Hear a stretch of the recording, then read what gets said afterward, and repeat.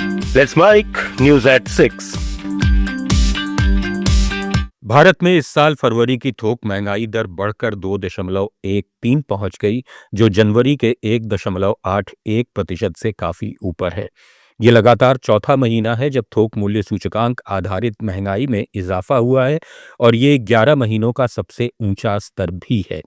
मुख्य वजह रही खाद्य वस्तुओं की कीमतों में उछाल। खासकर दालें, आलू, अंडा, मांस, मछली की कीमतें बढ़ीं। साथ ही विनिर्मित उत्पादों, बेसिक मेटल्स, गैर खाद्य वस्तुओं और वस्त्रों के दामों में तेजी आई। हालांकि सब्जियों की महंगाई में कुछ राहत मिली और ईंधन बिजली क्षेत्र में डिफ्लेशन का दौर जारी रहा। इस बीच खुदरा महंगाई भी बढ़कर 3.21% हो गई है।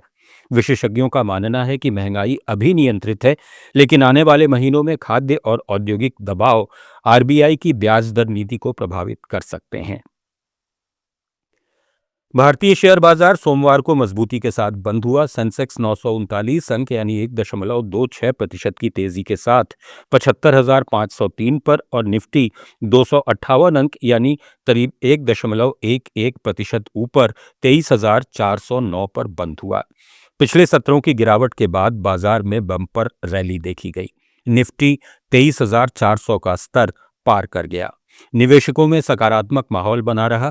ये तेजी वैश्विक संकेतों और घरेलू खरीदारी से प्रेरित मानी जा रही है।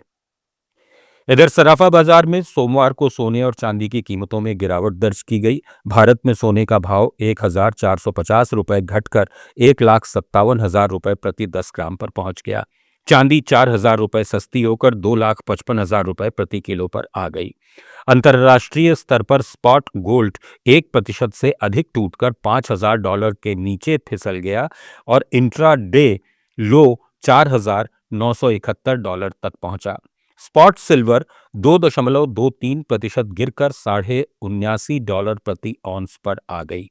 ये दबाव मुख्य रूप से बढ़ती महंगाई की आशंकाओं से है, क्योंकि ईरान अमेरिका संघर्ष से कच्चे तेल की कीमतों में उछाल आया है, जिससे फेडरल रिजर्व की ब्याज दर कटौती की उम्मीदें कमजोर पड़ी हैं। हालांकि भू राजनीतिक जोखिम बने रहने से कीमती धातुओं में सुरक्षित निवेश की मांग अभी भी मजबूत है। विशेषज्ञों का मानना है कि आने वाले दिनों में कीमतों में उतार चढ़ाव देखने को मिलेगा।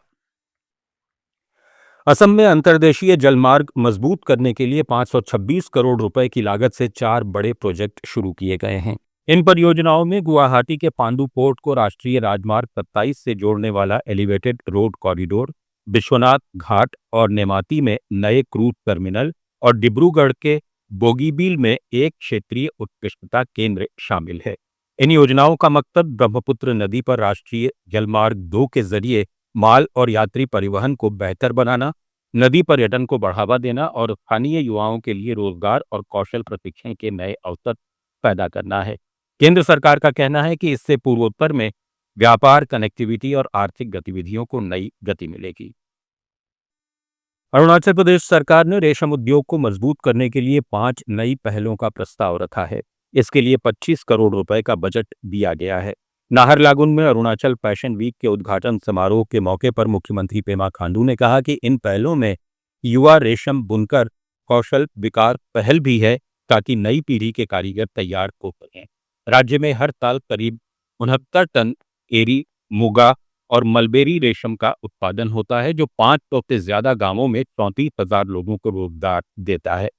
मुख्यमंत्री ने पारंपरिक बुनाई और आधुनिक फैशन को जोड़ने पर भी जोर।